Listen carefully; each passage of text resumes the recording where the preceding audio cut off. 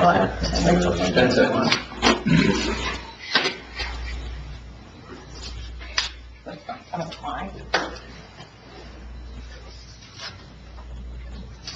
Call the public hearing for repealing and replacing ordinance number 92, the animal ordinance. So tonight we're here to receive comment from the public. Does anybody have any comments or concerns, questions in regards to repealing and replacing this ordinance? It was on the city website for the public to read.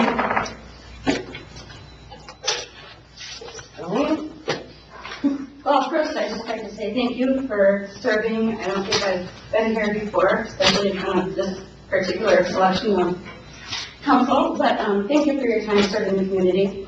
I appreciate it. I think local government is very important. And I just wanted to say, I called and complained about the cats before in my area. My neighbor feeds them, they poop on my ear. Really, I don't care about her feeding them. I think really it's about getting them spayed and neutered and under control. Actually, we wound up with a little kitten. It's been a very nice little addition to our house out of the assortment of neighborhood cats. So it's actually turned out to be a very happy thing, and my friend wants a cleaner out of St. Cloud. So I brought in cat boxes for winter time and stuff like that. So I would just like to say, if that's an option on the table, which to be truthful, I haven't read the whole ordinance. I just found out about the meeting today. But I'm just here to say I think it's a great program. When I called the city, they referred me to Mountain County Humane Society. The ladies in town that are involved in the TNR came right out, addressed everything I've ever been in contact with them about. They've been wonderful to work with, and I hope that that can be a successful solution for that issue. So, thank you. Thank you.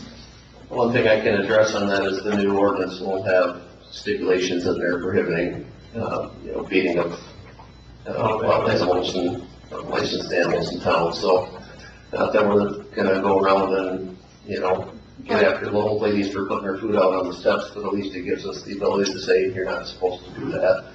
Because I know that's kind of been a thing that we have going on in town, and it kind of keeps the animals, But if they're starving, they still breed, and they still make more babies, even if they're not being fed. Yep, Jolene, and I want to say I did talk to those individuals today, and they are going to provide all of the council with information on that program. I want everybody to understand that the reason that they feed them is that basically we need to trap them or contain them so they can go and have them fixed and neutered. So they're trying to control the population, and then, but that's why they're feeding them. But so they're providing that information. I'll provide it to the council tomorrow and let them understand it. But yes, Rob is right. There is a section in the ordinance that states that you do not want to feed the animals. Yes, that is correct. Look out the window, you see a cat, it's snowing out, you feel bad for it, but once you feed it, it will continually come back, and they need to do their job. So. What's the name of this program? TNR, I think it's a rapid release type of thing. They prefer to, and I didn't know any of this until I got involved. They prefer to trap them and release them back to where they found them from, because otherwise success rates of survival are very low. So I go to the point of neutering them if they're going to be released somewhere else and not survive. So that's why the feeding would come into place. To contain them, to get them fixed so they can control the population. And for other things, inbreeding and stuff like that, just to maintain some of those issues. Do you know about how many cats are probably in your area that are? It varies. I would say she has 2 that come in and out, so I mean it's hard. Like, there are some in the neighborhood that come in and out, and then 3 that were strays. Their mother that comes and goes in the area. that in one colony, but then 2 more started showing up. No, actually, 1 more. It was the mom and 3 babies. And they caught all those and we got one of the babies. Yeah, but another thing is, with abandoned or dilapidated houses, they also go into those type of houses when they're not cared for. I know. And then it becomes a House whole, just down from my house, there's quite a traffic going in and out, so. and then it becomes an eviction type thing if something does get taken to do with the house. So to be clear, Chief, what does the ordinance say as far as that goes? Well, it just basically prohibits the feeding of wild or, on feral animals in the city limits. So, like I said, I don't think we'd be looking at it as far as enforcing bird feeders and stuff like that, but, we get circumstances where, especially seniors, they get their Meals on Wheels, whatever they don't eat, they put out on the back steps, and the cats get the rest of it, and, that's the kind of thing that we're going to try and dissuade. Like I said, we're not going to look at being heavy-handed on the enforcement with it, but in the past, if they put their food out there, we really didn't have any ordinance prohibiting them from doing that, so at least this way we could say, hey, technically there's an ordinance, and a lot of times that can help put the end to it. Can I ask a question? Would it be okay if the cats were to go back and still, like you have people that get a waiver from that, if they're part of the program, like put cats on there, but also to lose at there, like maybe if our streets would feed them? You know what I mean? Like certain people that are part of the program could feed them? Well, as long as we know they're part of a program and they're doing the feeding as part of trafficking, we wouldn't look at doing an enforcement with that. We're just looking at trying to get people out of the habit of putting food out there to kind of keep the cats congregated in a certain neighborhood. And I do understand that, taking the cats out or trapping them and eliminating them is not the preferred method. They would prefer to put the cats back into the area to try and keep other cats from moving in. That's kind of the way to keep the, so you're controlling a population by fixing those animals and making sure that they're not making more, but they're also keeping other animals from coming in.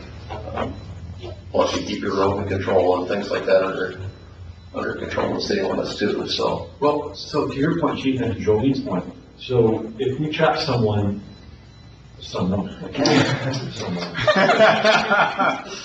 like it is. what do we do with them if someone can't take them? Like, take them, you guys. Well, no, the point is to just get them fixed. And then you release them back into where they're from. Okay. That's the program that's being done right now, is to release them back there, but they're at least fixing them so they're not making more. Got it. Right.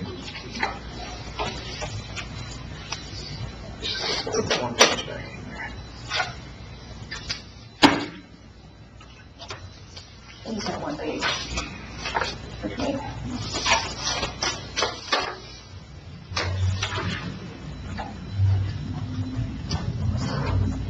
Any other questions in regards to those changes?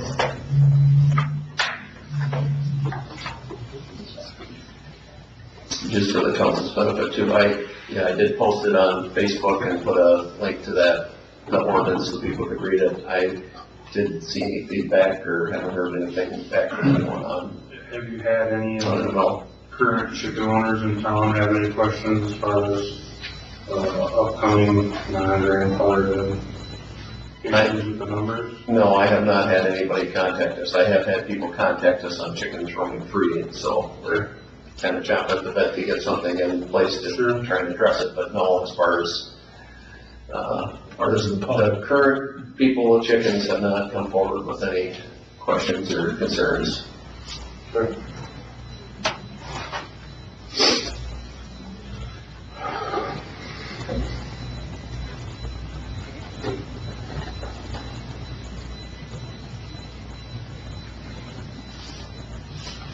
Thank you, Jolene, for bringing that up.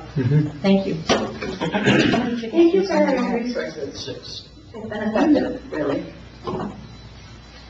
So if you have chickens right now, I feel you're paying about How does that work? Wildcats, There are because they people that maybe come to have my more than 6 house right quite now often. that they get rid of. Oh, yeah. There's a person in our. No, I think we would look at grandfather them in unless there's, a significant amount, but, if they've got 10 chickens now, we just say don't get any more, and once you get down to that amount, if you're looking at replacing your chickens, you'll have to, basically wait, to get 6, so. But they'll want to come in and fill out a permit just for an application, just like you have a dog and a cat. Are we gonna give them like bands for the chickens' feet to verify that they're not just replacing the 10 that they've had grandfathered in? Well, because they should have only 6 chickens, and, I hear what you're saying, but I don't want to spend an inordinate amount of time on it. I think there's a few structures around town that we're probably gonna have to look at addressing just based on the way the ordinance is structured and some of the materials that they're built on. We'll probably have to get those addressed, but, the ones that have been well constructed and have been put together, I think we kind of looked at them and they shouldn't be a problem, so.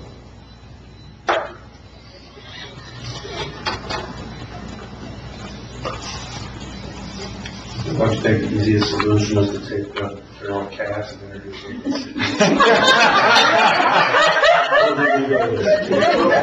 Put them all contained together, that probably won't